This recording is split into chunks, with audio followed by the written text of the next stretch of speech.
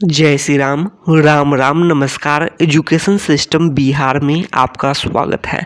आज के इस वीडियो में बिहार शिक्षक बहाली 7वें चरण सीटेड बीटेड एस्टेट के बारे में कुछ ज़रूरी बातें करने वाले हैं, महत्वपूर्ण जानकारी साझा करने वाले हैं। तो आप लोग इस वीडियो में बने रहें, वीडियो को अंत तक देखें।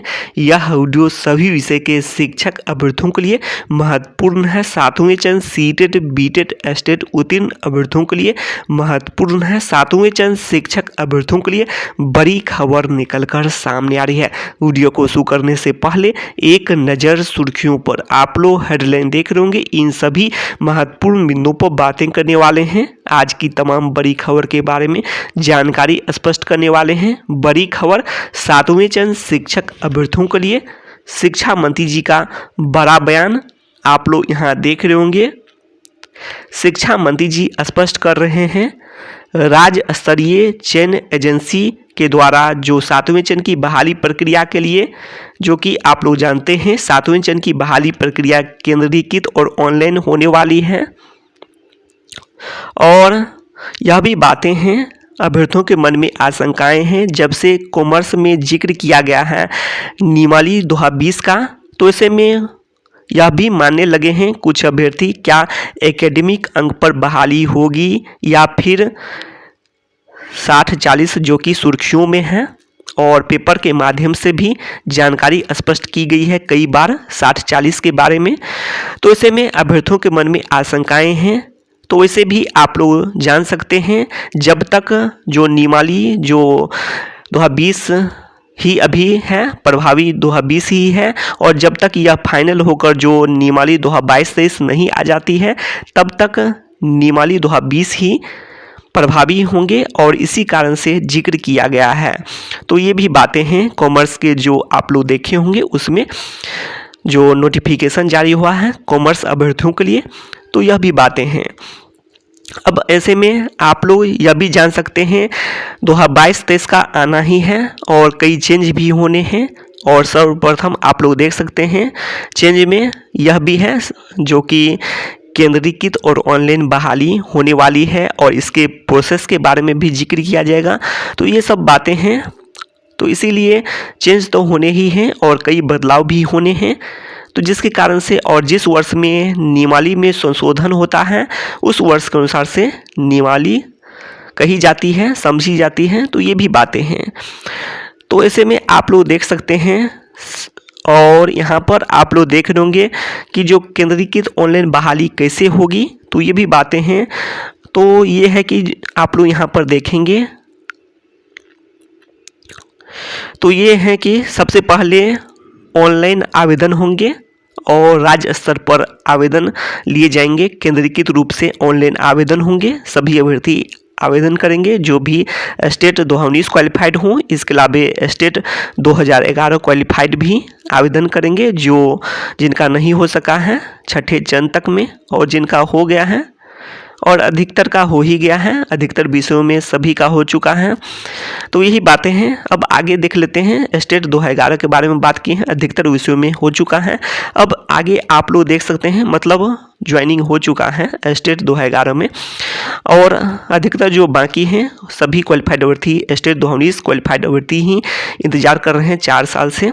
अब आगे देख सकते हैं आप लोग डिस्ट्रिक्ट लेवल पर, जो कि मेधा सूची की बात करें, मेरिट लिस्ट की बात करें, तो काउंसलिंग प्रक्रिया जो जिला स्तर पर होनी है और आवेदन लेंगे केंद्रीकृत रूप से, और उसके बाद जिला स्तर पर काउंसलिंग प्रक्रिया होगी। और देखिए तो सभी ज़िले का जिक्र किया जाता है, जो कि आप लोग जानते हैं चॉइस के लिए, ज़िले का चॉइस के बारे में बात करें तो सभी ज़िले का चॉइस ऐसे में मिल सकता है। तो ये भी बातें हैं।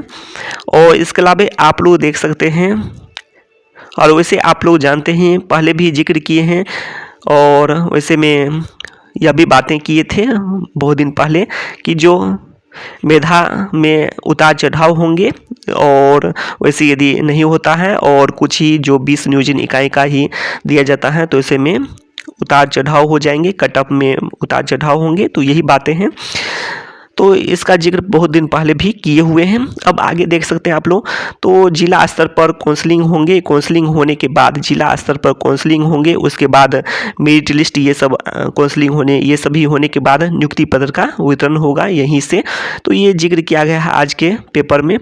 अब आगे देख लेते हैं, आप लोग यहाँ पर देख सकते हैं आखिर किस एजेंसी से होगी, और ये बातें हैं कि आप लोग यहाँ पर देख सकते हैं कि राज्य स्तरीय चयन एजेंसी द्वारा ही बातें की गई है शिक्षा मंत्री जी द्वारा, और स्पष्ट नहीं किया गया है आखिर किस एजेंसी द्वारा होंगे और किस एजेंसी द्वारा होंगे, या फिर जो भी हैं तो स्पष्ट नहीं किया गया है। और पहले जो यह भी बातें पेपर में आई थी कि जो बीएसएससी द्वारा, वैसे आप लोग जान सकते हैं बीएसएससी पर भी देख सकते हैं, इधर भी अभी भी मामला सभी अभ्यर्थी उठा रहे हैं। तो ये भी बातें हैं बीएसएससी, इसके अलावा बीपीएससी में भी आप लोग 67वीं में देख चुके हैं, इसमें भी हुआ है वही बात है, ये भी सुर्खियों में है, जो कि बीपीएससी में भी इस टाइप की बातें हो चुकी है 67वीं बीपीएससी में, और उसमें भी पूरे सेंटर का परीक्षा रद्द हुआ था, और बीएसएससी में भी हुआ है। और इसके अलावा आप लोग देख सकते हैं यहाँ पर बीटीएससी, तो बीटीएससी का भी नाम सामने इधर, जो कि अभी तक इसके बारे में पेपर में नहीं दिया गया है, लेकिन बीटीएससी के बारे में भी कुछ अभ्यर्थी मानते हैं। तो ये भी बातें हैं, तो बीटीएससी देखना होगा, बिहार तकनीकी सेवा आयोग है, हाँ यही है। तो बीटीएससी से ली जाती है फिर नहीं, वैसे बीटीएससी जेई की बात करें तो ये भी अभी भी 4 साल से ये भी अभी तक बहाली प्रक्रिया पूरी नहीं हो सकी है बीटीएससी में। और यहाँ पर आप लोग जानते हैं कि इसके लिए जो यहाँ पर जो डॉक्यूमेंट का वेरिफिकेशन भी होंगे, तो इसके लिए जाएंगे, जो है विशेष दूत की व्यवस्था की जाती है, बीटीएससी में भी की गई थी, तो इस सब में भी समय लगेंगे। तो ऐसे में जो 7वें चरण का बहाली प्रक्रिया के लिए आवेदन की बात करें तो अब जितना जल्द हो सके शुरू हो जाना चाहिए। कारण है कि 2024 में चुनाव होने हैं, तो इससे पहले हर हाल में बहाली प्रक्रिया 7वें चरण का हो जाना चाहिए। चाहे सीटेड बीटेड जो भी अभ्यर्थी हैं वो भी प्रयास करें। इसके अलावा जो स्टेट क्वालिफाइड अभ्यर्थी हैं, स्टेट 219 क्वालिफाइड अभ्यर्थी, तो सभी को अब मिलजुल कर प्रयास करने की जरूरत है सभी अभ्यर्थी को, और 2024 से पहले बहाली के लिए। तो ऐसे में अभी ही समय है, जो जनवरी फरवरी का ही महीना काफ़ी महत्वपूर्ण है, और जनवरी में ही सभी विज्ञापन की बात करें, जो विज्ञापन की बात करें, या फिर जो नियमावली 2022-23 है, नियमावली 2022-23 तो आने ही चाहिए इसी महीने में, पब्लिक हो जाने चाहिए। और इसके अलावा जो आप लोग देख रहे होंगे 9033 कंप्यूटर शिक्षक के पद हैं, तो इसके लिए जो 7360 पद जो सृजन के संबंध में, यह बातें जो कि लगातार सुर्खियों में बनी हुई है, कई बार पेपर के माध्यम से भी स्पष्ट की गई है। तो ये सब फाइनल होकर आना बहुत ज़रूरी है, और उसके बाद 7वें चरण का विज्ञापन जारी हो जाए जितना जल्द हो सके, और यही बात है जितना जल्द हो सके जारी हो जाए। और काफ़ी समय लगेंगे, बीटीएससी जेई में भी समय लगे हैं, जो कि जान सकते हैं, तो समय लगेंगे, मेधा सूची बनेंगे, डॉक्यूमेंट का वेरिफिकेशन में भी समय लग सकते हैं यदि, और लगेंगे तभी तो कट ऑफ कम जाएंगे, कट ऑफ में गिरावट भारी होगी।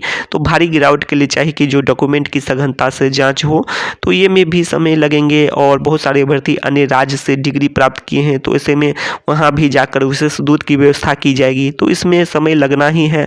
तो इसीलिए चाहिए कि जो अभी से ही 7वें चरण की मांग चरम पर पहुंचाने के लिए सभी अभ्यर्थियों को अब एकजुट होकर प्रयास करने की जरूरत है। तो शिक्षा से संबंधित तमाम जानकारी के लिए सब्सक्राइब करें एजुकेशन सिस्टम बिहार को।